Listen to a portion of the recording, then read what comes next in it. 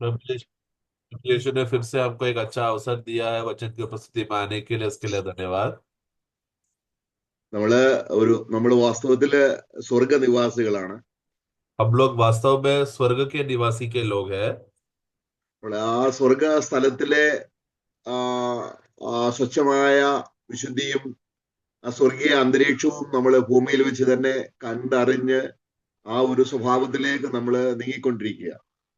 इस रीति से हम लोग जो स्वर्गीय लोग हैं, वो स्वर्गीय दर्शन को प्राप्त करते हुए, स्वर्गीय बातों को देखते हुए, स्वर्गीय बातों में हम लोग बढ़ रहे हैं। നമുക്ക് ആ, സഭാപ്രസംഗി 9-ാം അധ്യായം 8-ാം വാക്യം ഇങ്ങനെ വായിക്കുന്നു.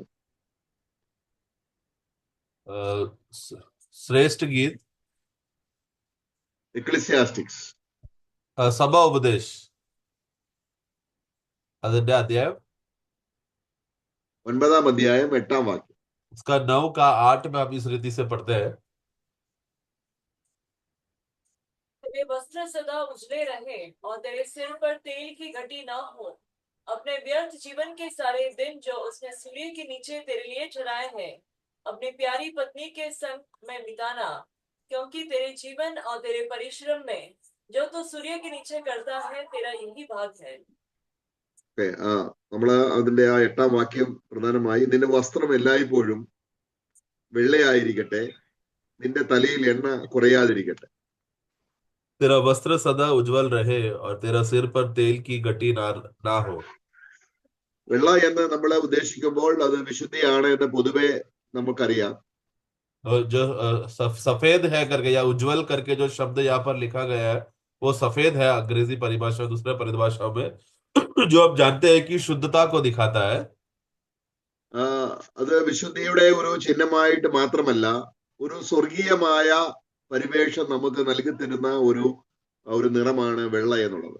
और वो शुद्ध है उतना ही नहीं, बल्कि एक स्वर्गीय रीति का बात को दर्शाता है करके, जिसके साथ हमारा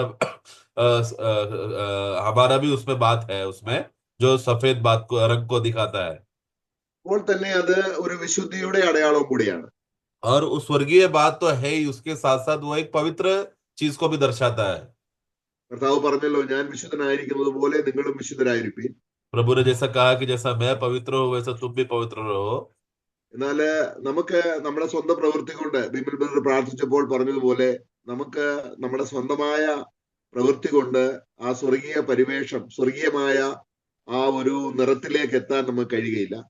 परंतु जैसा हमने प्रार्थना में भी सुना था कि हम लोग पवित्र विषय में आते समय में हम लोग खुद से कभी भी पवित्र हम लोग बन नहीं सकते।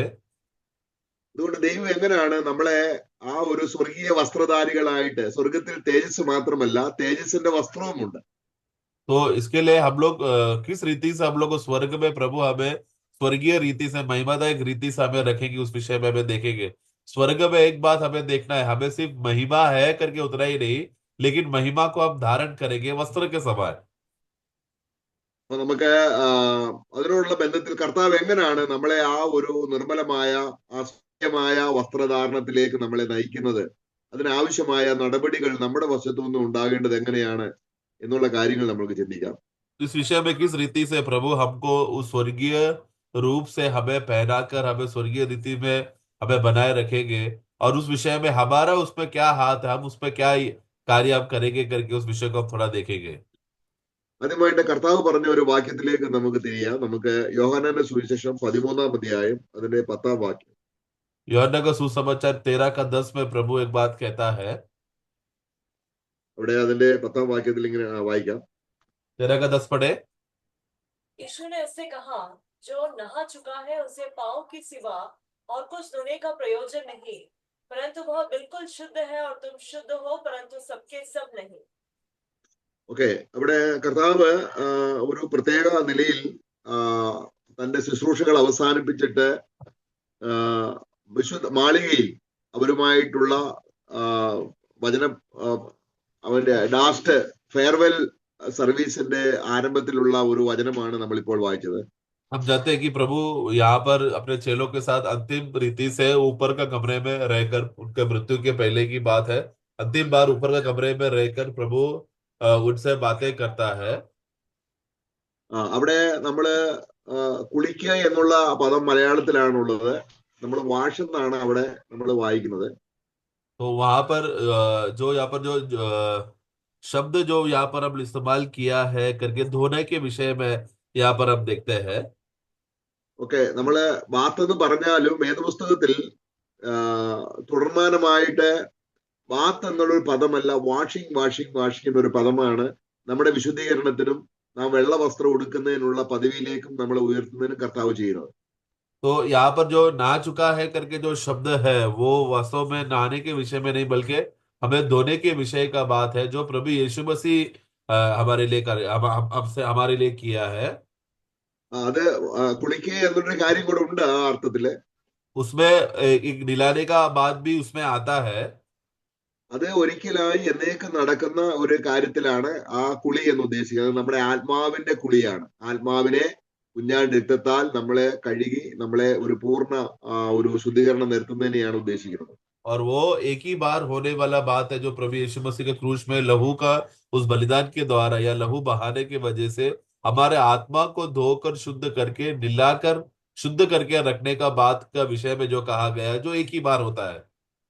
അപ്പൊ അതിനെ കർത്താവ് പറഞ്ഞതിന് അതിന് ഒരു ജോഡിയായിട്ട് നമുക്കുള്ള വചനം ടൈറ്റസിന്റെ പുസ്തകം 3-ാം അധ്യായം 6-ാം വാക്യത്തിലെ വാഷിംഗ് ഓഫ് റീജനറേഷൻ എന്ന് പറഞ്ഞാൽ നമ്മൾ പലപ്പോഴും നമ്മൾ സ്ഥാനപ്പെടുന്നതാണ്, ജഡത്തിൽ സ്ഥാനപ്പെടുന്നതാണ് കുളി എന്ന് പലരും ചിന്തിക്കുന്നുണ്ട്. പക്ഷെ അത് തെറ്റാണ്. അങ്ങനല്ല, നമ്മൾ രക്ഷിക്കപ്പെടുന്ന ആ സന്ദർഭത്തെയാണ് കർത്താവ് കുളി എന്നുകൊണ്ട് ഉദ്ദേശിക്കുന്നത്.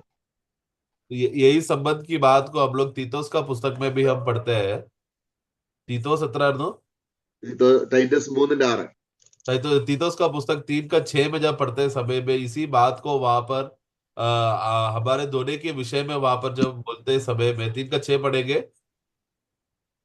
जिसे उसने हमारे उद्धारकर्ता यीशु मसीह के द्वारा हम पर अधिकाई से उंडेला. 5 पढ़ना.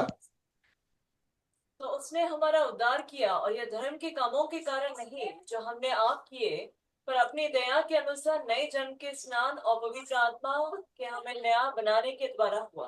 तो हमें नया जन्म का हमें स्नान किया करके जब यहाँ पर हम ये भाग को पढ़ते समय में स्वाभाविक रीति से लोगों को लगता है कि पानी में बपतिस्मा लेने के विषय में बोला गया, परंतु वो उसके बारे में नहीं है. ये नया नया जन्म होने के विषय में जो हमारे आत्मा में होने वाला बात के विषय में कहा गया है. പുതുജനന കഴുകൽ അല്ലെങ്കിൽ വീണ്ടും ജനനത്തെ നമ്മൾ പുതുജനന കഴുകൽ, ഇതിനെയാണ് കർത്താവ് കുളി എന്നതുകൊണ്ട് ഉദ്ദേശിച്ചത്. यही बात को जो प्रभु ने यूहन्ना में जब 13 अध्याय में 10 में कहा कि जो ना चुके हैं किसके बारे में था? ये नया जन्म के स्नान के बारे में कहा है जो आत्मा में हर एक नया जन्म पाए हुए विश्वासी को होता है. അപ്പോൾ ഈ കുളി എന്ന് പറയുന്നത് നമുക്ക് വീണ്ടും ജനനം എന്നുള്ളതാണ് ഉദ്ദേശിക്കുന്നത്. വീണ്ടും ജനനം ഒരിക്കൽ മാത്രമേ സംഭവിക്കുന്നുള്ളൂ. तो ये जो स्नान करके जो शब्द लिखा वास्तव में रीजनरेशन है अंग्रेजी शब्द में, यानी कि नया जन्म के बारे में बोला गया है जो विश्वासी के जीवन में एक ही बार होता है. അപ്പോൾ വീണ്ടും ജനിക്കുമ്പോൾ ദൈവത്തിന്റെ കരങ്ങളാൽ അവൻ കുളിക്കപ്പെട്ടവനായിട്ട് മുഴുവനും അവന്റെ ആത്മാവ് സമ്പൂർണമായി കുളിച്ചു.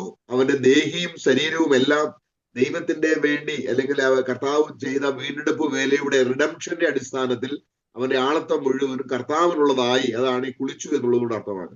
तो जब ना लिया है करके बोलते समय में या स्नान किया करके बोलते समय में उसका मतलब यह है कि वो व्यक्ति का आत्मा जो है संपूर्ण रीति से उसको धोकर प्रभु ने शुद्ध करके वो व्यक्ति का व्यक्तित्व यानी कि उसका प्राण और उसका शरीर अभी संपूर्ण रीति से प्रभु के लिए इस्तेमाल किया जाएगा या प्रभु के लिए उपयोगी होगा. अभी वो प्रभु का बन चुका है करके इसी को कहते हैं कि वो ना चुका है. അപ്പോൾ നമ്മള് എസ്കൽ പ്രവചനം 36-25 വാക്യം എടുക്കണ്ട. അവിടെയും ഇങ്ങനെയാണ്, ഭാവി കാലത്ത് ജനം രക്ഷിക്കപ്പെടുമ്പോൾ അവരെ നിർമ്മല ജലം തളിക്കും എന്നുള്ള വചനമോട്. നിർമ്മല ജലം, എസ്കൽ പ്രവചനം 36-ാം അധ്യായം 25-ാം വാക്യത്തിൽ അവരിലെ നിർമ്മല ജലം തളിച്ച് അവരെ ശുദ്ധീകരിക്കും. അതാണ്, അല്ലെങ്കിൽ ആ നിർമ്മല ജലം തളിച്ച് വചനത്താൽ നമ്മളെ അവന്റെ രക്തമുഖാന്തരം നമ്മളെ കുളിപ്പിച്ചെടുക്കുന്നതാണ് പ്രവചനപരമായിട്ട് എസ്കൽ പ്രവചനം 36-25 കാണും. और यही बात भविष्यवाणी के रीति से एजेकिएल का पुस्तक 36:25 में पढ़ते समय में प्रभु वहां पर कहता है कि मैं तुम पर एक शुद्ध जल छिड़कूंगा. ये शुद्ध छिड़कने की वजह से हम क्या हो जाओगे? शुद्ध हो जाओगे. ये हर एक विश्वासी के ऊपर जो नया जन्म का स्नान या नहा लेने का स्नान करने का अवस्थे को बारे में बोला गया है, जो उसको शुद्ध करके नया जन्म का अवस्था में लेकर आता है। അങ്ങനെ നമ്മൾ കുളിക്കുന്ന ആ സമയത്ത് തന്നെ, അല്ലെങ്കിൽ നമ്മളെ കർത്താവ് നമ്മുടെ ആത്മാവിനെ വീണ്ടും ജനിപ്പിക്കുമ്പോൾ തന്നെ നമുക്ക് പരിശുദ്ധാത്മാവിനെ ഈ ക്രിസ്തു മൂലം തരുന്നതായിട്ടും 6-ാം വാക്യം, നമ്മളിപ്പോൾ വായിച്ച വാക്യത്തിലെ 6-ാം വാക്യത്തിലുണ്ട്, അല്ലെങ്കിൽ ടൈറ്റസ് 3-ന്റെ 6-ാം വാക്യത്തിൽ. और उसी उसी जैसे ही हमारा नया जन्म का स्नान होता है या नया जन्म हो गया, उसी नया जन्म के स्नान के साथ हम लोग तीतुस का पुस्तक 3 का 5 में पढ़ते समय में उसी के साथ साथ पवित्र आत्मा में हमें नया बनाने का अवस्था भी हमें डालते हैं, यानी कि पवित्र आत्मा भी हमें दे देने का अवस्था का बात को वहां पर उसी के साथ मिलता है। അപ്പൊ നമ്മളെ അവിടെ ദൈവത്തിന്റെ ആത്മാവ് നമ്മളെ വീണ്ടും ജനിപ്പിക്കുമ്പോൾ ദൈവത്തിന്റെ ആത്മാവ് നമ്മളെ കഴുകി നമ്മളെ കുളിപ്പിച്ചെടുക്കുന്നു. അപ്പൊ ആത്മാവിന്റെ കഴുകലുണ്ട്, വചനത്തിന്റെ കഴുകലുണ്ട്, രക്തത്തിന്റെ കഴുകലുണ്ട്. ഈ മൂന്നിനാലും നമ്മള് കുളിക്കപ്പെട്ട ഒരവസ്ഥയിൽ ദൈവത്തിന്റെ മകനായി തീരുകയാണ്. तो इस रीति से आत्मा से हमें जब हमें नया जन्म का हमें स्नान करके हमें निलाते हैं, वचन में पढ़ते समय में लहू के द्वारा हमें धुलाया जाता है, और वचन के द्वारा हमें धुलाकर हमें शुद्ध किया। इस रीति से वो व्यक्ति के अंदर उसे शुद्ध करके उसको निष्कलंक करके उसको नया जन्म का अवस्था में खड़ा करके रखा है। നമ്മൾ പരിശുദ്ധാത്മാവിനാൽ കഴുകപ്പെട്ടു എന്നുള്ള കാര്യം സാധാരണ നമ്മൾ അത്രയും നമ്മൾ ചിന്തിക്കുന്നില്ല. നമ്മൾ സാധാരണ രക്തത്താലും വചനത്താലുള്ള കഴുകലിനെയാണ് നമ്മൾ ചിന്തിക്കുന്നത്. എന്നാൽ ആത്മാവിനാലും മൂന്നിനാലുള്ള കഴുകൽ ദൈവസന്നിധിയിൽ വളരെ പ്രസക്തമായ കാര്യമാണ്. तो हम लोग अधिकतर वचन के साथ, वचन के द्वारा हमें धोया या लहू से हमें धोकर शुद्ध किया है। नॉर्मली हम लोग इसी रीति का बातें करते हैं, लेकिन उसी रीति से एक श्रेष्ठ बात है, हमें पवित्र आत्मा से भी हमें नया जन्म का स्नान दिया है या हमें दिलाया है, शुद्ध किया है करके, जो परमेश्वर के नजर में इसको भी मूल्य प्रभु देता है। നമ്മുടെ ജീവൻ എപ്പോഴും വെള്ളയായിരിക്കട്ടെ, അല്ലെങ്കിൽ സ്വർഗീയ നിവാസത്തിലേക്ക് നമ്മൾ പ്രവേശിക്കുമ്പോൾ അവിടെ ഉണ്ടാകുന്ന ആ സ്വർഗീയമായ ആ വസ്ത്രത്തിന്റെ മഹത്വത്തിന് എങ്ങനെ നടത്തുന്നു എന്നുള്ളതാണ് നമ്മൾ ചിന്തിക്കുന്നത്. हम लोग परमेश्वर की उपस्थिति में हमारा वस्त्र सदा उज्जवल या सफेद बने रहे, उसके विषय में है हम लोग मनन कर रहे हैं अभी। നമ്മള് ആത്മാവിനാൽ നമ്മൾ കഴുകപ്പെടുന്നു, നമ്മള് വചനത്താൽ കഴുകപ്പെടുന്നു, രക്തത്താൽ കഴുകപ്പെടുന്നു. ഈ മൂന്നും ഒരുമിച്ച് ചേർത്ത് ഒരുപോലെ ദൈവസന്നിധിയിൽ പ്രാമുഖ്യമുള്ളതാണ് എന്ന് നമ്മൾ വിശ്വസിക്കുകയും ഈ മൂന്നിനാലുള്ള കഴുകൽ നമുക്ക് ആവശ്യമാണ്. इस रीति से हम लोग आत्मा के साथ, आत्मा के द्वारा हम निलाकर हमें धोकर शुद्ध किया गया है, हमें वचन से धोकर निलाकर शुद्ध किया है, और हमें लहू से निलाकर धोकर शुद्ध किया। ये तीनों रीति से तीनों बातें साथ में होकर करने वाला बात है जो एक विश्वासी के जीवन में होता है। നമുക്കൊരു വാക്യം കൂടെ വായിക്കാം. പരിശുദ്ധാത്മാവിലുള്ള കഴുകിനെ കുറിച്ച്. ഇത് ഒരുമിച്ച് നടക്കുന്ന കാര്യമാണ്, സെപ്പറേറ്റ് അല്ല. എന്നാല് നമുക്കത്, നമ്മൾ വീണ്ടും ജനിച്ചപ്പോൾ ഈ കുളി, അല്ലെങ്കിൽ കർത്താവ് പറഞ്ഞു നിങ്ങളിൽ ഒരുവൻ, നിങ്ങൾ എല്ലാവരും ശുദ്ധിയുള്ളവരല്ല, ഒരാള് ശുദ്ധിയില്ല. അത് യൂദ കർത്താവിനാൽ വീണ്ടും ജനിക്കാത്ത അവസ്ഥയാണ് കാണിക്കുന്നത്. ബാക്കിയുള്ളവരെല്ലാം ശുദ്ധിയുള്ളവരാണ് എന്ന് അർത്ഥം. അവർ വീണ്ടും ജനനത്തിന്റെ അനുഭവത്തിലേക്ക് എത്തുന്നതിനെ കുറിച്ചാണ് കർത്താവ് അവിടെ വേർതിരിച്ച് പറയുന്നത്. तो वहां पर प्रभु जब हमें यूहन्ना का पुस्तक 13-9-10 में पढ़ते समय में जब हमें वहां पर बोला गया है कि तुम स्नान कर चुके हो या ना चुके हो, तुम लोग सब शुद्ध हो करके बोलते समय में, परंतु उसी के साथ साथ ये हर एक नया जन्म विश्वासी की उपस्थिति में होने वाला बात है, परंतु उसी के साथ साथ तुम में से सब नहीं हो करके बोला है। जो हम जानते हैं कि यूदास इस्करियोत के बारे में बोला गया है, जो 12 चेलों में से एक जन उस अवस्था में नहीं पहुंचा था, लेकिन बाकी सब 11 लोग नहाकर जो ना चुके हैं और शुद्ध है। അപ്പൊ നമുക്ക് 1 കൊരിന്ത്യർ അതിന്റെ 6-ാം അധ്യായത്തിന്റെ 11-ാം വാക്യത്തിൽ അവര് രക്ഷിക്കപ്പെട്ട് വീണ്ടും ജനനം പ്രാപിച്ചപ്പോൾ ആ വീണ്ടും ജനനത്തെ കഴുകലിനോട് സാദൃശ്യപ്പെടുത്തി പറയുന്നത് നമുക്ക് നോക്കാം. 1 കൊരിന്ത്യർ 6-ാം അധ്യായത്തിന്റെ 11-ാം വാക്യം.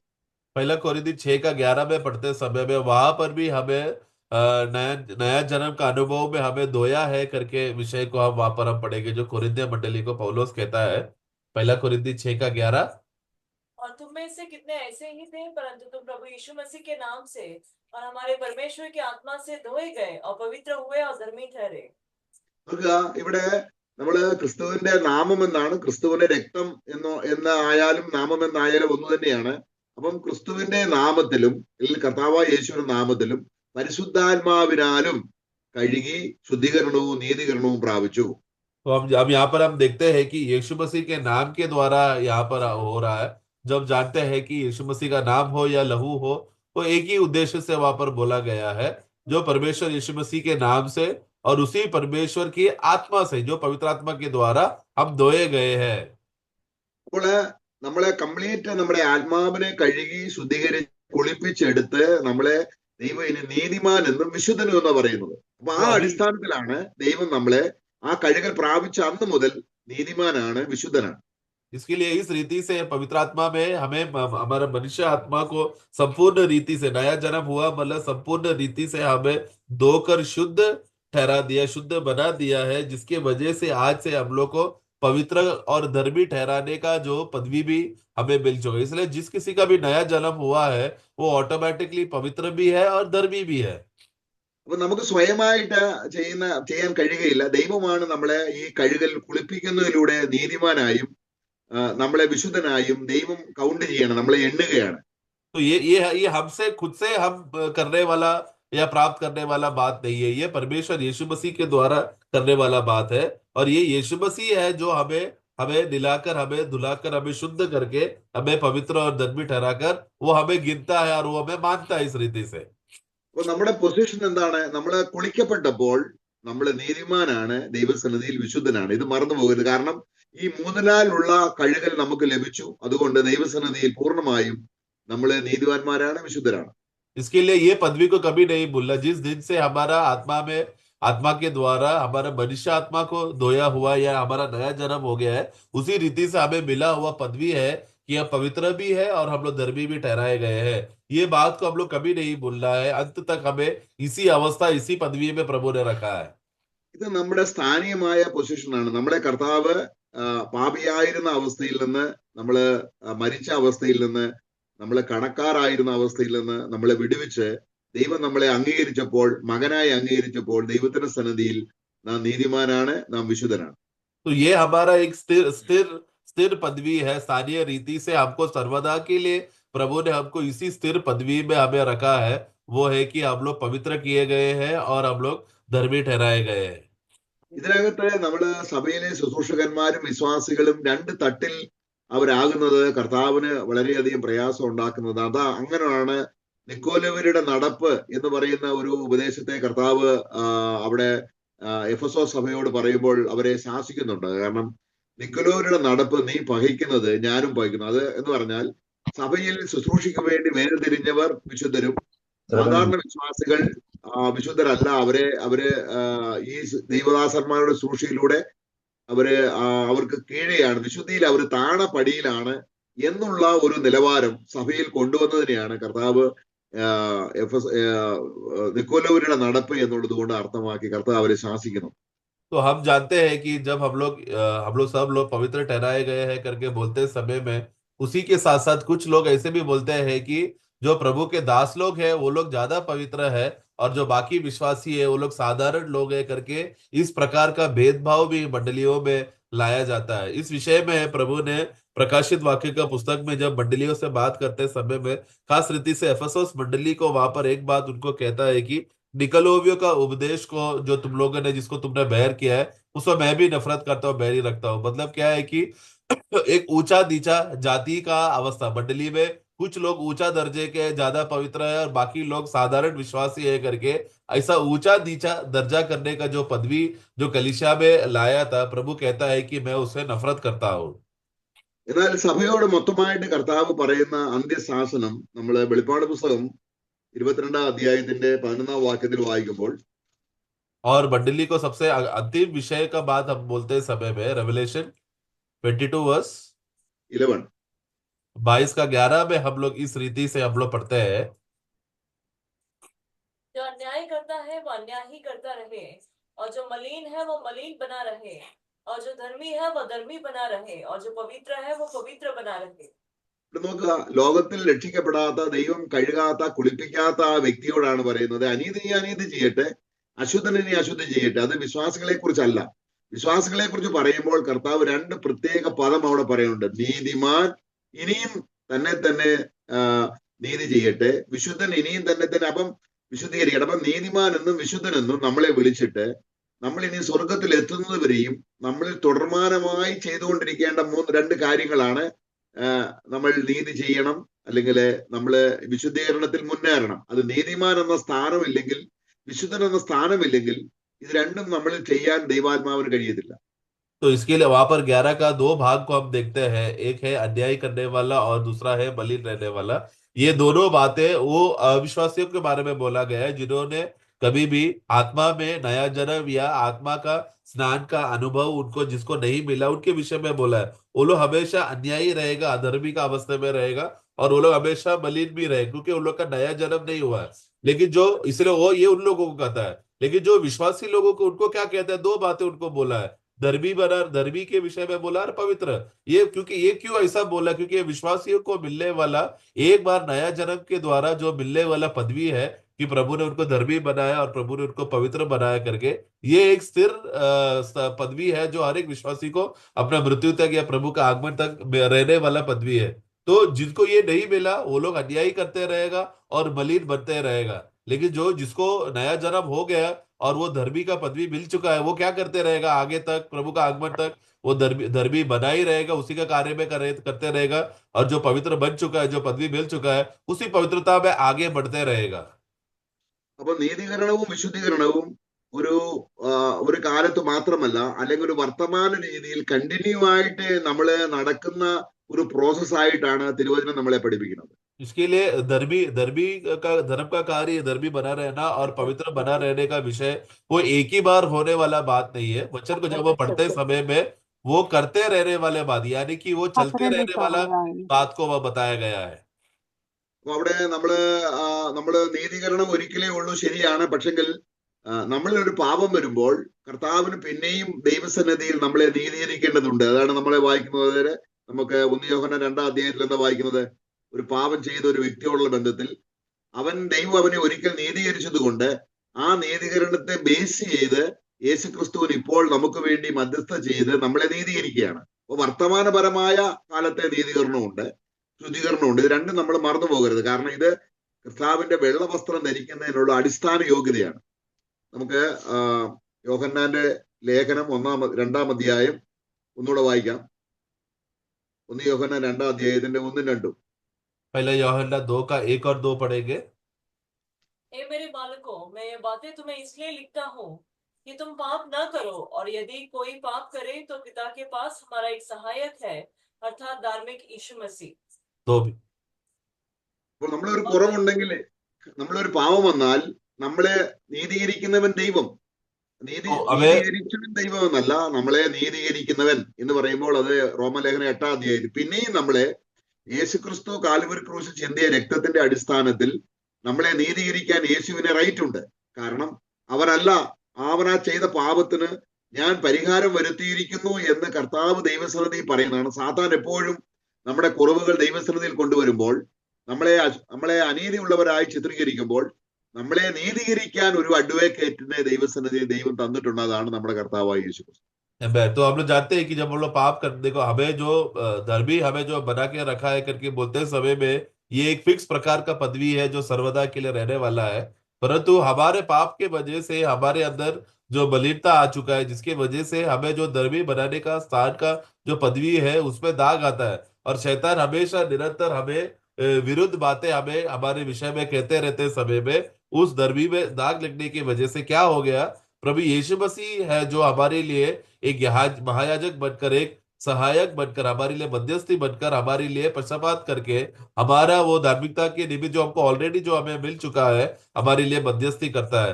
तो 2 का 1 में जब पढ़ते समय में, तो अर्थात हमारा धर्मी यीशु मसीह करके बोलते समय, यदि अगर हमने पाप किया हो तो हमारे पास एक सहायक है, वो धर्मी यीशु मसीह करके बोलते समय में मतलब क्या, धर्मी यीशु मसीह मतलब क्या, ये वो यीशु मसीह है जो हमेशा, जिसकी वजह से हम लोग परमेश्वर की उपस्थिति में धर्म के साथ, धार्मिकता के साथ बने रहने का कारण है यह धर्मी यीशु मसीह। तो प्रभु यीशु मसीह का कार्य की वजह से है कि हम हमारा पाप के वजह से जो भी गलती और जो भी अधर्म का काम हम करके जो हमारे अंदर जो जो दाग आ चुका है उसको धोकर शुद्ध कर सर्वदा हमें धर्मी बना के रखने का जो कारण है, जो व्यक्ति है, वो है प्रभु यीशु मसीह।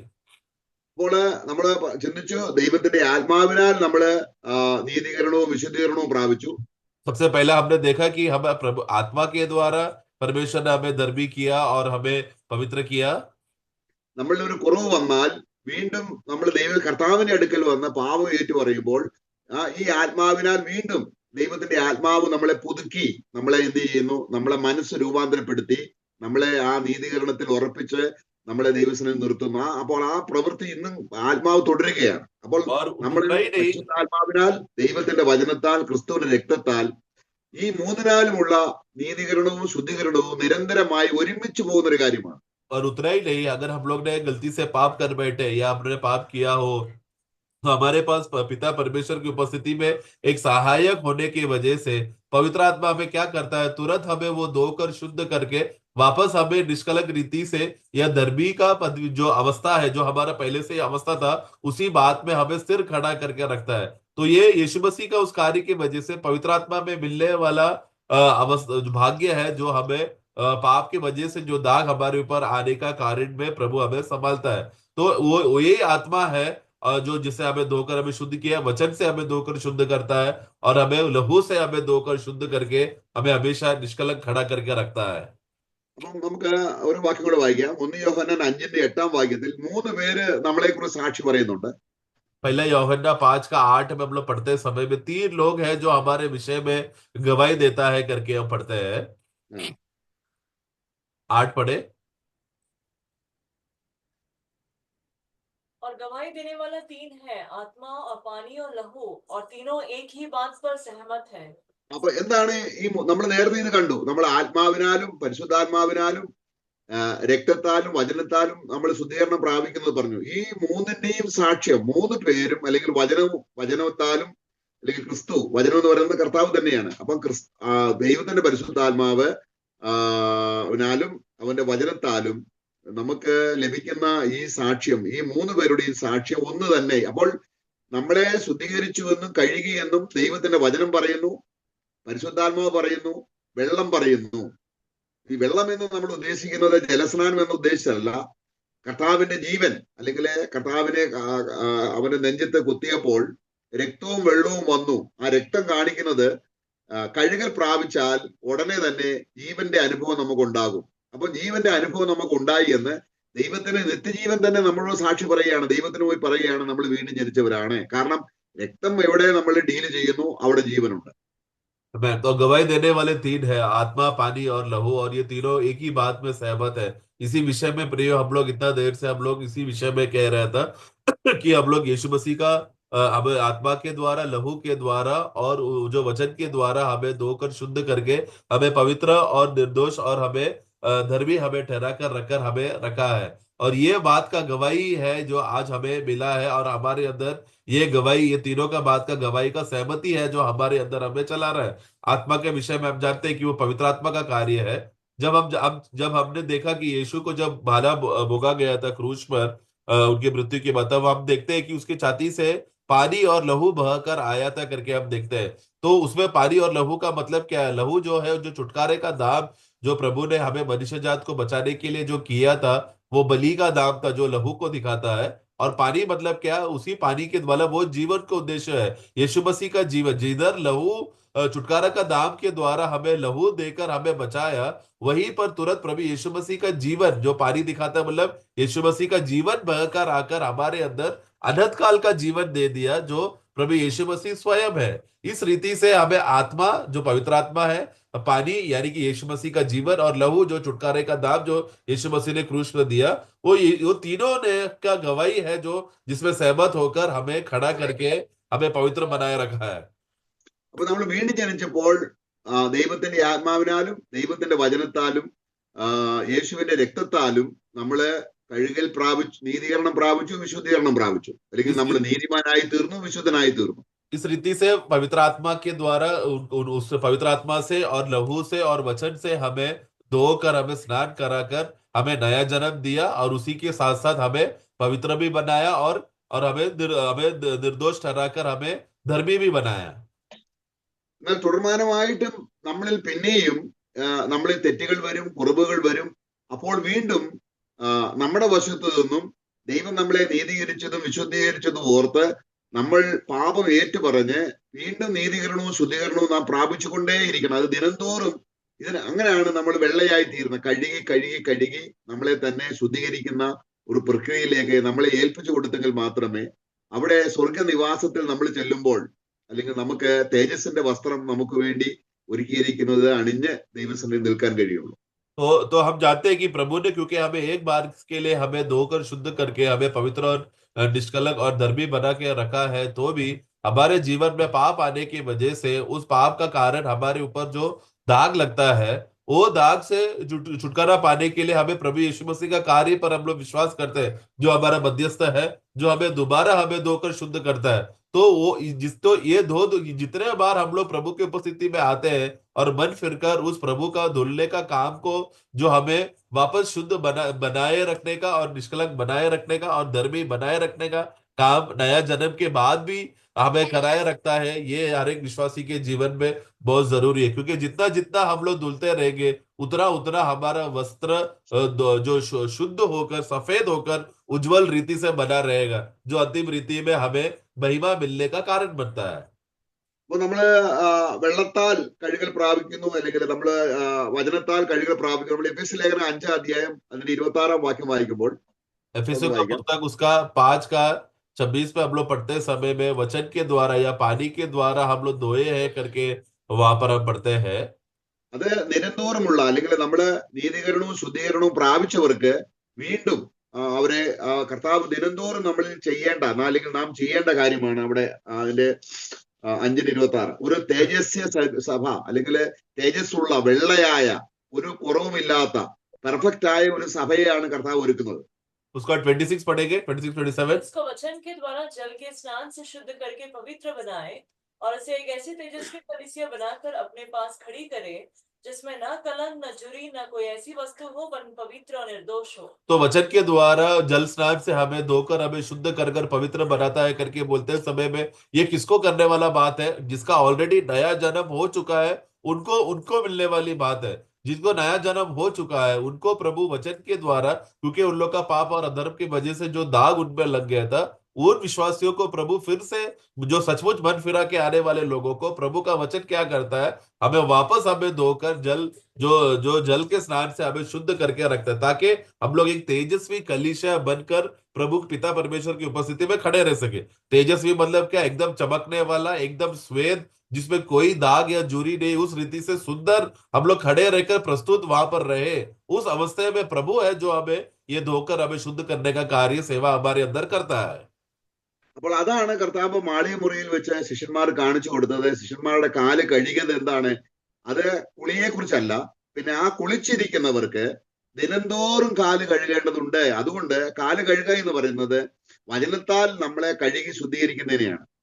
तो यही बात था प्रभु ने वहां पर, जो ऊपर के कमरे में प्रभु ने जब चेलों को वहां पर बिठाकर, जो यूहन्ना 13-10 में हम लोग पढ़ते समय में वहां पर प्रभु ने एक बात क्या कहा कि जो ऑलरेडी जो नहा चुके हैं वो लोग ऑलरेडी शुद्ध है। तो ऐसे शुद्ध हुए लोग, जो ऑलरेडी पवित्र किए लोग, धर्मी ठहराए हुए लोग, परमेश्वर के उसमें शुद्ध है, उन लोग को क्या करना है? अभी पैर धोना उनका बाकी है। पैर से उनको धोकर शुद्ध करने का अवस्था जरूरी है, जो है वो उसी को कहते हैं वचन का जल का स्नान से तुमको धोकर तुम्हें वापस शुद्ध करने का अवस्था या पवित्र बनाए रखने का। क्योंकि नया जन्म आए हुए लोग तो एक बार जो शुद्ध हो चुके हैं, उनका भी पैर धोकर प्रभु शुद्ध कर कर उनको वापस पवित्र बनाए रखने का काम प्रभु करता है। നിങ്ങളുടെ നടപ്പ് വിശുദ്ധരായിരിക്കണം എന്ന് പറഞ്ഞാൽ നമ്മുടെ ഡെയിലിയുള്ള ജീവിതത്തിൽ വാക്കിലോ പ്രവൃത്തിയിലോ നോട്ടത്തിലോ നമുക്ക് അശുദ്ധി ഭവിക്കാം. അതുകൊണ്ടാണ് പിന്നെയും ഈ കഴുകലിന്റെ പ്രൊവിഷൻ നമുക്ക് വെച്ചിരിക്കുന്നത്. तो हमें हमारा चाल, इसलिए हमारा चाल चलन हमेशा पवित्र बना रहना है करके हम वचन कहते हैं। क्यों? क्योंकि हम इस दुनिया में जब हम लोग चलते समय में, ये चलने के द्वारा जो दाग हमें लगता है, हम लोग जो पाप में गिर सकते हैं, अधर्म से गिर सकते हैं, उससे हमें बचकर मन फिरकर जो हमें धोकर वो दोबारा जो शुद्ध करके रखता है, हमारा पैरों को धोकर शुद्ध करता है, वो काम है प्रभु यीशु मसीह जो हमें करता है, जो प्रतिदिन हर एक विश्वासी को मन फिराव के द्वारा करना चाहिए। അപ്പോൾ അത് നമ്മള് വചനത്താൽ മാത്രമല്ല രക്തത്താലും ആ കുളി ഏതെല്ലാം വസ്തുവിനെ കൊണ്ട് കുളിപ്പിച്ചോ അതേ 3 കാര്യങ്ങൾ കൊണ്ട് അനുദിന ജീവിതത്തിലും നമ്മൾ കഴുകൽ ആവശ്യമാണ്. तो वो केवल सिर्फ हमें, जो हमें वचन से हमें धोता है, शुद्ध करता है, सिर्फ उसी बेस के आधार पर ही हमें दोबारा हमें लहू के द्वारा भी और हमें वचन के द्वारा भी और पवित्र आत्मा में हमें धोकर शुद्ध करता है। ये तीनों बातें बार बार विश्वासियों को धोने का अवस्था, जो विश्वासी बन चुका है उनको दोबारा धोने का अवस्था धुलने का अवस्था जरूरी है। നമുക്ക് യോഹന്നാന്റെ ലേഖനം 1-ാം അധ്യായം അതിന്റെ 9-ാം വാക്യം, पहला यूहन्ना 1:9 में हम इस रीति से हम पढ़ते हैं। അതിന്റെ 3-ാം വാക്യം, 7-ാം വാക്യം, 7-9 വാക്യങ്ങൾ വായിക്കുമ്പോൾ पहला यूहन्ना ആ, 1:7 और 9 में हम इस रीति से पढ़ते हैं। അപ്പൊ വെളിച്ചത്തിൽ നടക്കുക എന്ന് പറയുന്നത് ഈ മൂന്നിനാലുള്ള കഴുകൽ, പരിശുദ്ധാത്മാവിനാലും വെള്ളത്താലും വചനത്താലും നമ്മളെ മനസ്സ് വെച്ച് ഏറ്റു പറയുമ്പോൾ ആത്മാവിനാലും നമ്മൾ കഴുകപ്പെടുന്നു, വചനത്താലും കഴുകപ്പെടുന്നു, രക്തത്താലും കഴുകപ്പെടുന്നു. तो हम ज्योति में हम चले करके बोलते समय में जो जो हम लोग पहला यूहन्ना 1:7 में पढ़ते समय में ज्योति में चलो, उसका मतलब क्या है कि हमें वचन के द्वारा हमें धोकर स्नान करने की जरूरत है। हमें आत्मा के द्वारा धोकर स्नान करना जरूरी है और लहू से हमें धोकर स्नान करने का जरूरी है। उसी को कहते हैं ज्योति में चलना। അപ്പൊ അവിടെ നമ്മള് വായിക്കുന്നുണ്ട് വെളിച്ചത്തിൽ നടക്കുക. അപ്പോൾ നമ്മള് ദൈവത്തിന്റെ പരിശുദ്ധാത്മാവ് തിരുവചനത്തിലൂടെ നമ്മുടെ പാപങ്ങൾ ചൂണ്ടിക്കാണിച്ചു തരുന്നു. അതാണ് നമ്മൾ ചെയ്യുന്നത്. ആത്മാവ് എന്ത് ചെയ്യുന്നു? വചനം വായിക്കുമ്പോൾ നമ്മുടെ തെറ്റുകൾ വചനത്തിലൂടെ വചനവും ആത്മാവും ഒരുമിച്ച് വ്യാപരിച്ച് നമ്മുടെ പാപബോധം വരുത്തുമ്പോൾ നമ്മൾ ഏറ്റു പറയുമ്പോൾ രക്തം എന്ത് ചെയ്യുന്നു? നമ്മളെ കഴുകി ശുദ്ധീകരിച്ചുകൊണ്ടേയിരിക്കുന്നു. കഴുകൽ, 3 നാൾ നമ്മൾ കുളിച്ചു, 3 നാൾ നമ്മൾ നിരന്തോറും കഴുകിക്കൊണ്ടിരിക്കുന്നു. इस रीति से जो कोई जैसा वो ज्योति में है वैसा हम भी ज्योति में चलेंगे तो हमें क्या होगा? एक दूसरे के साथ सहभागिता है और पुत्र यीशु मसीह का लहू हमारा सब पाप धोकर हमें शुद्ध करता है। तो ज्योति में चलते रहते समय में हमें हमारे जीवन में क्या होता है? तो विश्वासी जब वचन पढ़ते हैं समय में वो उस वचन के आधार पर पवित्र आत्मा तुरंत वो विश्वासी के जीवन में उसका कमियां और उसका जो घटिया है उसको पवित्र आत्मा बताता है। पवित्र आत्मा जैसे ही वचन के अंदर, क्योंकि वचन और पवित्र आत्मा साथ में काम करने वाली बात है हमारे विश्वासी के जीवन में। ये विश्वासी के जीवन में जब वचन और वो पवित्र आत्मा जब साथ में कार्य करते समय में जब उसके अंदर का दाग या उसका कमी बताता है, तुरंत हम क्या करते हैं? उस ज्योति में खड़ा रहने की वजह से तुरंत यीशु मसीह का लहू हमें धोकर शुद्ध कर हमें वापस हमें शुद्धता का अवस्था में लेकर आता है। क्योंकि जो कमी और दाग जो हमारे पर आ गया था वो प्रभु यीशु मसीह हमें धोकर शुद्ध करता है। तो जिस वचन ने, जिस पवित्र आत्मा ने और जिस लहू ने हमें शुरुआत में हमें धोकर हमें शुद्ध कर नया जन्म दिया था, अब वही वचन, वही आत्मा और वही लहू क्या करता है? हमारे प्राण का उद्धार के विषय में भी हमें शुद्ध बनाए रखने का काम भी करता है। ഇതിനെയാണ് നമ്മള് നിന്റെ വസ്ത്രം എപ്പോഴും വെള്ളയായിരിക്കട്ടെ എന്ന് നമ്മള് എക്ലീസിയാസ്റ്റിക്കിൽ വായിച്ചത്. यही बात का विषय में था जब हमने सभा उद्देश्य हमने 9:8 में जो हमने शुरुआत का वचन में पढ़ते समय में कि तेरा वस्त्र सदा उज्जवल रहे या सफेद रहे। നമ്മൾ വിശുദ്ധീകരണത്തിൽ മുന്നേറും തോറും നമ്മളിൽ പരിശുദ്ധാത്മാവിന്റെ നിറവ് സംഭവിച്ചുകൊണ്ടേയിരിക്കും. അതാണ് നിന്റെ തലയിൽ എണ്ണ കുറയാതിരിക്കട്ടെ. അപ്പോൾ വിശുദ്ധീകരണവും ആത്മാവിന്റെ നിറവും ഒരുമിച്ച് പോകുന്നൊരു കാര്യമാണ്. तो अगर और क्या करना है? तेरा सिर पर हमेशा तेल की घटी ना हो, मतलब क्या? पवित्र आत्मा का कार्य तेरे में हमेशा बनी रहे। क्योंकि जो व्यक्ति पवित्र बना रहता है, पवित्रता में वो स्थिर रहकर बने रहेगा, तुरंत वो पवित्र आत्मा में भरकर प्रभु की सेवा के लिए, कार्य के लिए इस्तेमाल होगा। तो जितना वो पवित्र आत्मा में भरा रहेगा उसमें क्या होगा? पवित्र आत्मा का भरने का कार्य में आगे बढ़ोतरी होगा। इस रीति से उसके जीवन में तेल की घटी नहीं, जो अभिषेक का तेल जो उसके अंदर कार्य कर रहा है, वो इसीलिए प्रभु कहता है कि तुम्हारा वस्त्र जो सफेद रहे, मतलब हमें धोकर शुद्ध करके निष्कलंक बना रहे और तेल की कमी ना हो, मतलब आत्मा में भरकर प्रभु की सेवा के लिए उपयोगी रहे। അപ്പോൾ ഈ ശുദ്ധീകരണം, നമ്മളിപ്പോൾ ചിന്തിച്ച ശുദ്ധീകരണം അല്ലെങ്കിൽ 3 നാളുള്ള ആത്മാവിനാലും വചനത്താലും രക്തത്താലുമുള്ള ശുദ്ധീകരണം അനുദിന ജീവിതത്തിൽ കുളിക്കുകയും ആ കുളിച്ചവർ കഴുകപ്പെടുകയും ചെയ്യുന്ന ആ പ്രോസസ്സാണ്.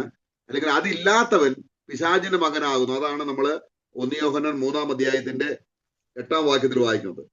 तो इस रीति से हमें विश्वासी लोग प्रतिदिन जो एक बार वचन के द्वारा, प्रभु के लहू के द्वारा और आत्मा के द्वारा जो नहाकर जो शुद्ध हो चुके हैं, उन लोगों को विश्वासी बन जाने के बाद का प्रतिदिन का जीवन में यही आत्मा, यही वचन और यही लहू उनको शुद्ध करके निष्कलंक बनाए रखता है।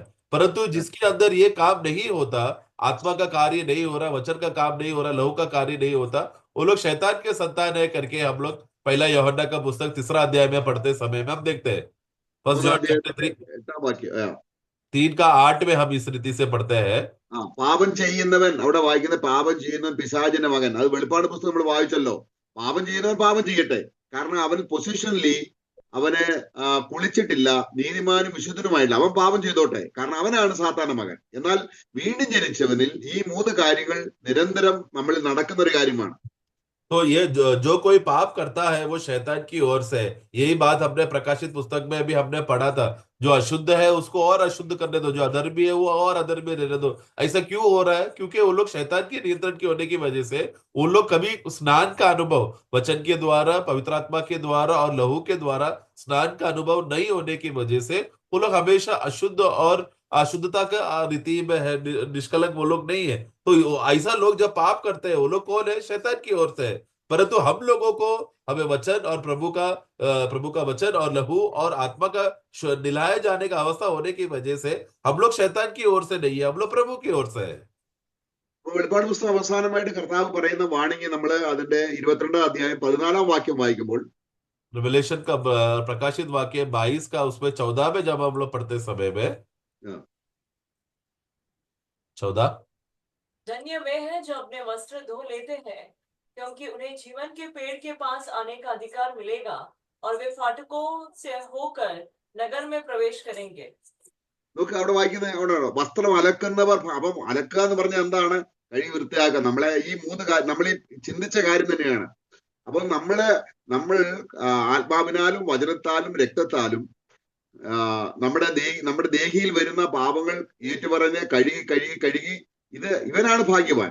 അങ്ങനെ ഒരു നിരന്തര കഴുകലില്ല എങ്കിൽ വെള്ള വസ്ത്രം എന്നുള്ളതിനെ കുറിച്ച് നമ്മള് അവിടെ ചെല്ലുമ്പോൾ നമുക്ക് വളരെയധികം പരാജയം നമുക്ക് സംഭവിക്കും. കാരണം അത് തുടർന്നുള്ള ചില വാക്യങ്ങൾ കൂടെ നമുക്ക് ചിന്തിക്കുമ്പോൾ അതിൽ നിന്ന് കർത്താവ് ആ കാര്യം പറഞ്ഞിട്ടുണ്ട്. നമുക്ക് ആ കാര്യങ്ങൾ കൂടെ നോക്കാം.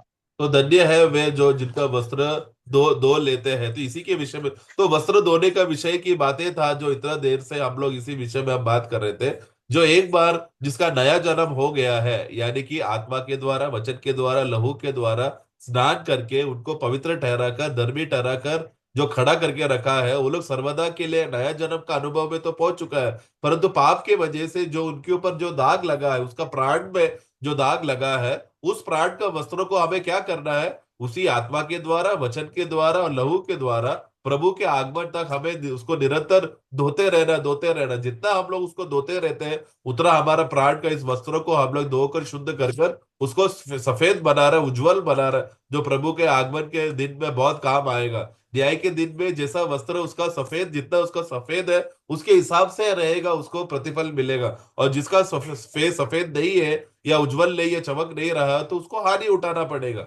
इस विषय में था जो प्रभु भी इसके विषय में और कह रहा था बाकी वाक्यों में। ഇതാണ് നമ്മള് റെവലേഷൻ 3 അധ്യായത്തിന്റെ നമ്മൾ വായിക്കുന്നു. സർദീസ് സഭയോട് കർത്താവ് പറയുമ്പോൾ, प्रकाशित वाक्य 3 अध्याय में प्रभु जब सरदीस मंडली से बात करता है, അവിടെ അല്ലെങ്കിൽ ഈ ഒരു കഴുകൽ ഇല്ലാതിരിക്കുന്ന വിശ്വാസികളെ കുറിച്ചും ദിനംതോറും കഴുകുന്ന വിശ്വാസികളെ കുറിച്ചും രണ്ടായിട്ട് പറയുകയാണ്. वहां पर 2 प्रकार के विश्वासियों के बारे में बोल रहा है। जो एक ऐसे प्रकार के विश्वासी है जो प्रतिदिन अपने वस्त्र धोते हैं, और दूसरे प्रकार के विश्वासियों को बोला गया जो अपना वस्त्रों को नहीं धोते हैं। 1 മുതൽ 3 വരെ ഈ നമ്മൾ ചിന്തിച്ച കഴുകൽ ഇല്ലാത്ത വിശ്വാസികളാണ്. 1 से 3 तक प्रकाशित वाक्य 3 अध्याय 1 से 3 तक पढ़ते समय में हम उस प्रकार के विश्वासियों को बारे में हम देखते हैं जिन्होंने अपना वस्त्रों को वो लोग ने धोया नहीं। എന്നാൽ 4 വാക്യം, और वाक्य 4 में जब हम पढ़ते हैं, ഒരു റെമനന്റ്, ഒരു ചെറിയൊരു കൂട്ടം അവര് വായിക്കുകയാണ്, എങ്കിലും ഉടുപ്പ് മലിനമാകാത്ത കുറെ പേർ സർദീസിൽ നിനക്കുണ്ട്. ആ ഉടുപ്പ് മലിനമാകാത്തെന്ന് പറഞ്ഞാൽ ജീവിതത്തിൽ ഒരിക്കൽ പോലും മലിനമാകുന്ന അർത്ഥത്തിലല്ല. അവർ ഉടനെ കഴുകി അലക്കി വെളുപ്പിച്ചു. उसका 4 पढ़ना।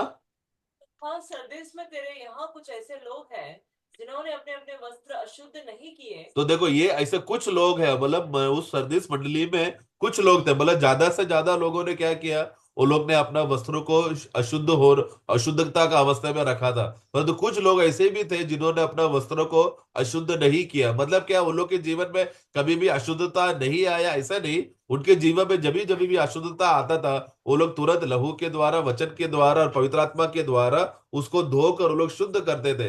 ऐसे कुछ लोग थे सरदीस मंडली में जो अपने आप को शुद्ध वस्त्र पहनकर, श्वेत वस्त्र पहनकर वो लोग खड़े रहते थे।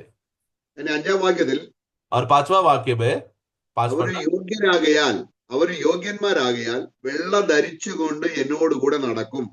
और क्योंकि वो लोग ने अपना वस्त्रों को श्वेत वस्त्र करके रखा और वो लोग योग्य हो गए, क्योंकि वो लोग योग्य हो गए, योग्य होने की वजह से क्या, वो लोग जयवत, इस रीति से जयवत होने की वजह से वो लोग प्रभु के साथ श्वेत वस्त्र में रहेंगे.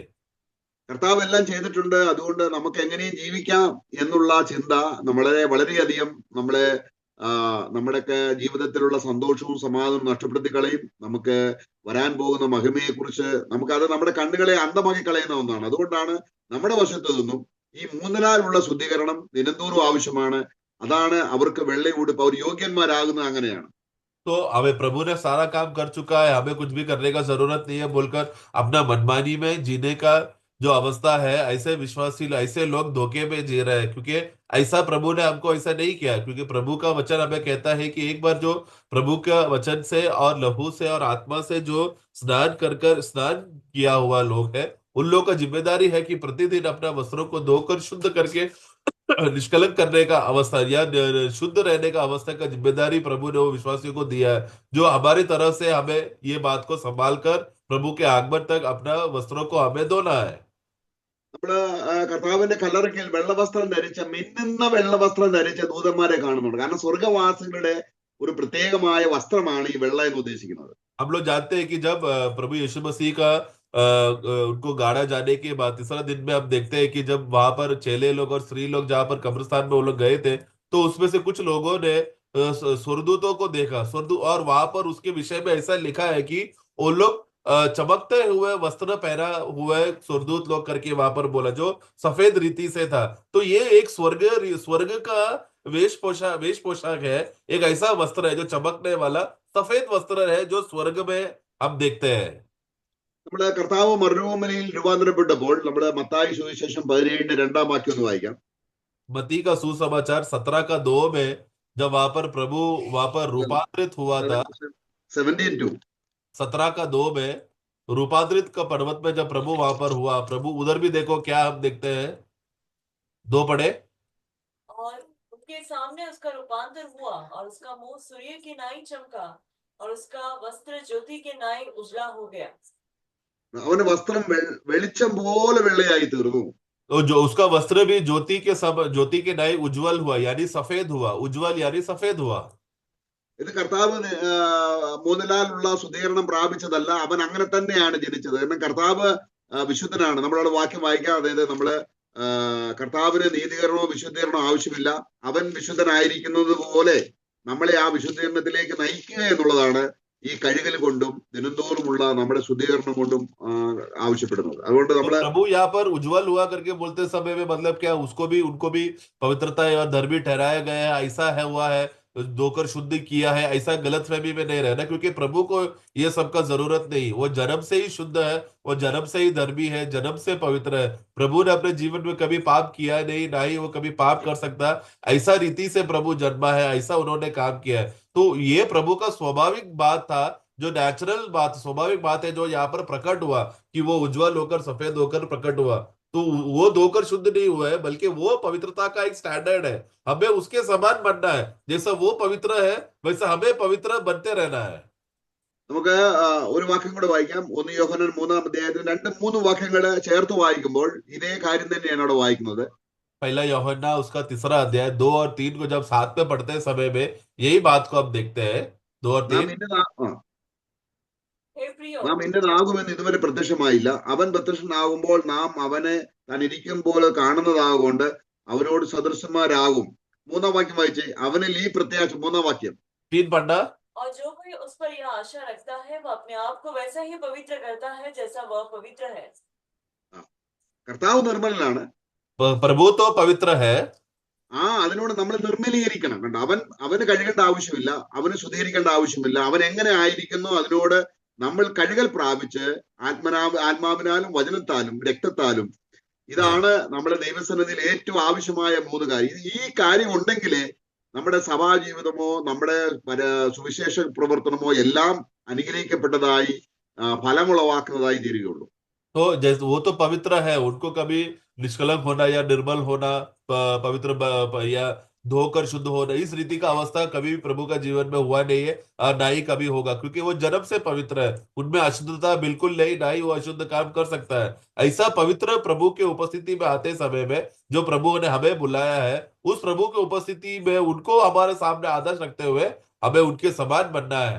हमें जो हम लोग जो नए हुए लोग अभी क्या कर रहे हैं, अभी हम लोग शुद्ध होकर निष्कलंक होकर प्रभु की उपस्थिति में जो पवित्र प्रभु है उसके सामने हम लोग प्रभु के वचन के द्वारा, आत्मा के द्वारा, लहू के द्वारा अपने आप को धोकर शुद्ध करना है। അപ്പോൾ നമ്മള് സ്വർഗവാസികളുടെ വസ്ത്രത്തിന്റെ നിറം എന്താന്ന് കണ്ടു. കർത്താവിന്റെ വസ്ത്രം വെള്ളയാണ്, ദൂതന്മാരുടെ വസ്ത്രം വെള്ളയാണ്, വിശുദ്ധന്മാരുടെ വസ്ത്രം വെള്ളയാണ്. ഇനിയും നമ്മള് ദാനിയേൽ പുസ്തകം 7:9 കൂടെ വായിച്ച് അവസാനിപ്പിക്കാം. हमने अभी स्वर्ग का लोगों का जो वस्त्र को हमने देखा कि यीशु जब रूपांतर पर्वत में जब रूपांतरित हुआ, वो स्वर्गीय दर्शन में तब जब था स्वर्ग रूती से हम देखते हैं कि वो वस्त्र वो सफेद हुआ। अब स्वर्गदूतों के बारे में हम देखते समय में वो लोग भी सफेद वस्त्र सफेद श्वेत रीति से प्रकट होता था, और विश्वासी लोग को भी स्वर्ग में रहते समय में श्वेत वस्त्र उज्जवल रीति से वो लोग चमके। तो स्वर्ग का स्वाभाविक रीति से जो वह जो वस्त्र रहेगा श्वेत या सफेद या उज्जवल रीति से है। एक और वाक्य हम पढ़ेंगे दानियल का पुस्तक में 7:9 7:9 में हम पढ़ते हैं, दानियल 7:9 पढ़ेंगे। അവിടെ നമ്മൾ പിതാവായ ദൈവത്തെ കാണുകയാണ്. वहां पर पिता परमेश्वर को हम देखते हैं। 9 पढ़े। मैंने देखते देखते अंत में क्या देखा कि सिंहासन रखे गए और कोई अति प्राचीन विराजमान हुआ। उसका वस्त्र हिम सा उजला और सिर के बाल निर्मल ऊन सरीखे था। उसका सिंहासन अग्निमय और उसके पहिए ददरती हुई आग से देख पड़ते थे। ഓക്കെ, അത് അവ പിതാവ് കൊടുത്തിരിക്കുന്ന വസ്ത്രം ഏതാണ്? तो यहाँ पर भी देखो जो प्राचीन विराजमान यानी कि पिता परमेश्वर के बारे में बोला गया है, वो जब सिंहासन में बैठा तो उनका वस्त्र कैसा है? उज्जवल था, यानी कि सफेद था। നമ്മൾ ആ വാക്യം മാത്രം വായിക്കുകയാണെങ്കിൽ നമ്മൾ ചിന്തിക്കും അത് യേശു കർത്താവാണെന്ന്. अब लोग सिर्फ इतना ही भाग पढ़ेंगे तो हमें लगेगा कि ये यीशु है करके हमें कभी कभी लग सकता है। എന്നാൽ 7:13 വാക്യം വായിക്കുമ്പോൾ അത് കർത്താവല്ല, അത് പിതാവ് തന്നെയാണെന്ന് 13 വാക്യം വായിക്കുമ്പോൾ അറിയാം. परंतु इसी के हम लोग 9 के साथ साथ 13 वाक्य भी पढ़ेंगे तो हमें मालूम पड़ेगा कि जो 9वां वचन में लिखा हुआ व्यक्ति है, जो प्राचीन विराजमान, वो पिता परमेश्वर के बारे में। जब 13 वाक्य पढ़ेंगे तो हम देखते 13 वाक्य पढ़ना। मैंने रात में स्वप्न में देखा और देखो मनुष्य की संतान सा कोई आकाश के बादलों समेत आ रहा था और वह उस अति प्राचीन के पास पहुंचा और उसको वे उसके समीप लाए। 14 വാക്യം കൂടെ 14 भी पढ़ेंगे। तो उसको ऐसी प्रभुता, महिमा और राज्य दिया गया कि देश देश और जाति जाति के लोग और भिन्न भिन्न भाषा बोलने वाले सब उसके अधीन हो। उसकी प्रभुता सदा तक अटल और उसका राज्य अविनाशी ठहरा। അപ്പൊ കർത്താവായ യേശു ക്രിസ്തു പിതാവിൽ നിന്നും രാജ്യം ഭരിക്കാനായിട്ട് അധികാരം പ്രാപിക്കുന്നതും അങ്ങനെ 1000 വർഷം രാജ്യം ഭരിച്ചിട്ട് രാജ്യം പിതാവിനെ ഏൽപ്പിക്കുന്നുവെന്ന് നമ്മള് കൊരിന്ത്യർ ലേഖനത്തിൽ വായിക്കുന്നു. हम लोग इस रीति से हम देखते हैं कि वहां पर एक मनुष्य का संतान वहां पर आया। किसके पास आया? वो बादलों में, वो उस प्राचीन के पास आया, जो हम जानते हैं कि 9 में हमने ऊपर का वाक्य में पढ़ा कि वो प्राचीन पिता है करके। तो मनुष्य का पुत्र आया, मतलब ये यीशु मसीह आया। पिता परमेश्वर ने पुत्र को क्या दिया? सब प्रकार का राज्य, अधिकार, सिंहासन और अधिकार देकर, और वो राज्य करेगा, हुकूमत करेगा। और यही बात को हम लोग 1 कोरिन्थी 15 अध्याय में पढ़ते समय में पिता यीशु मसीह ने जब सारा राज्य और अधिकार और 1000 साल तक वो राज्य अधिकार करने के बाद राज्य और अधिकार को दोबारा पिता परमेश्वर के पैर में सौंपेगा। അതിലെ 1 കൊരിന്ത്യർ 15 അധ്യായത്തിന്റെ 24 വാക്യം കൂടെ വായിക്കാം. 1 कोरिन्थी उसका 15 का 24 पे हम इस रीति से पढ़ते हैं। 1 कोरिन्थियर 15:24। इसके बाद अंत होगा, उस समय वह सारी प्रधानता और सारा अधिकार और सामर्थ का अंत करके राज्य को परमेश्वर पिता के हाथ में सौंप देगा। ഈ സന്ദർഭമാണ്, ഇതാണ് നമ്മൾ രാജ്യത്വം പ്രാപിക്കുന്നതാണ് നമ്മൾ ദാനിയേൽ പുസ്തകത്തിൽ കണ്ടത്. ദാനിയേൽ പുസ്തകവും വെളിപ്പാട് പുസ്തകവും നമ്മൾ ചേർത്ത് പഠിക്കുമ്പോൾ കർത്താവ് രാജ്യത്വം പ്രാപിക്കുന്ന കാര്യങ്ങളൊക്കെ നമുക്ക് കാണാൻ കഴിയും. അപ്പോൾ നമ്മൾ പറഞ്ഞു यही बात था हम लोग दानियल का पुस्तक में भी हमने पढ़ा। तो राज्यत्व विषय में प्राप्त करने के विषय में दानियल का पुस्तक और प्रकाशित वाक्य का पुस्तक को जब दोनों हम लोग साथ में पढ़ते समय में किस रीति से प्रभु राज्यत्व और अधिकार प्राप्त किया करके हम देखते हैं। നിന്റെ വസ്ത്രം എപ്പോഴും വെള്ളയായിരിക്കട്ടെ, നിന്റെ തലയിൽ എണ്ണ കുറയാതിരിക്കട്ടെ, എന്ന വാക്യത്തിന്റെ എക്സ്പ്ലനേഷൻ ആണ് നമ്മൾ ഇന്ന് ചിന്തിച്ചത്. इसलिए हम लोग प्रियो, हम लोग जैसा हमने सबा उपदेश 9 का 8 से जब हमने शुरू किया कि तेरा वस्त्र सदा उज्जवल यानी कि सफेद रहे और तेरा सिर पर तेल की गटी ना हो, इसका वर्णन को हम लोग इतना समय तक देख रहे थे. ഈ ഒരു അനുഭവത്തിലേക്ക് ദിനംതോറും എത്താത്തവരെ സംബന്ധിച്ചോളം അവരെ മൂന്നിനാൽ കുളിക്കപ്പെട്ടിട്ടില്ല. അവര് അശുദ്ധിയുള്ളവരാണ്. കർത്താവ് പറഞ്ഞതുപോലെ യോഹന്നാന്റെ സുവിശേഷം 13-ാം അധ്യായത്തിൽ പറഞ്ഞതുപോലെ. എന്നാൽ കുളിച്ചിരിക്കുന്നവന് കാല് കഴുകേണ്ടത് ആവശ്യമാണ്. तो इस ഞാൻ നിന്റെ കാല് കഴുകാഞ്ഞാൽ നിനക്ക് എന്നോട് ഒരു കാര്യവുമില്ല എന്ന് കർത്താവ് പറയുന്നു. इसलिए हम लोग जो इस रीति से अपना विश्वासी का जिम्मेदारी होता है कि प्रति समय में वो अपना वस्त्रों को धोकर शुद्ध करते रहे और हमेशा आत्मा का भरपूरता में बढ़ते हुए चलते रहने का विश्वासी का जिम्मेदारी है. परंतु जैसे यूहन्ना 13 में पढ़ा, तुम में से कुछ लोग हो जो ये नहीं हो, मतलब क्या, वो अशुद्ध करने वाला और पाप करने वाला व्यक्ति, मतलब जिसने लहू के द्वारा स्नान नहीं हुआ, वचन के द्वारा स्नान नहीं हुआ, पवित्र आत्मा का स्नान उसको ना मिलने की वजह से वो अभी भी नया जन्म का अनुभव नहीं है, वो अभी शैतान का संतान बना हुआ रह रहा है. इसलिए हम लोग उस झुंड के लोग नहीं है. हम लोग कौन लोग हैं? जो आत्मा के द्वारा, वचन के द्वारा और लहू के द्वारा हमें स्नान किए हुआ नया जन्म प्राप्त किए हुए लोग हैं. ऐसा प्राप्त किए हुए लोगों के विषय में था यूहन्ना का पुस्तक 13 अध्याय में प्रभु ने कहा कि अभी तुमको धोना जरूरी है. अगर तुम लोग पैर नहीं धोओगे तो फिर तुम्हारा मुझे मुझे तुम लोगों के साथ रिश्ता नहीं रहेगा, सहभागी नहीं होगा. वाक्य 8 में जैसा प्रभु ने कहा. ഈ വചനങ്ങളാൽ കർത്താവ് നമ്മെ സഹായിക്കട്ടെ. इस प्रकार का आशीषित वचन से प्रभु अब सबको सहायता करे. आमीन. Praise the Lord.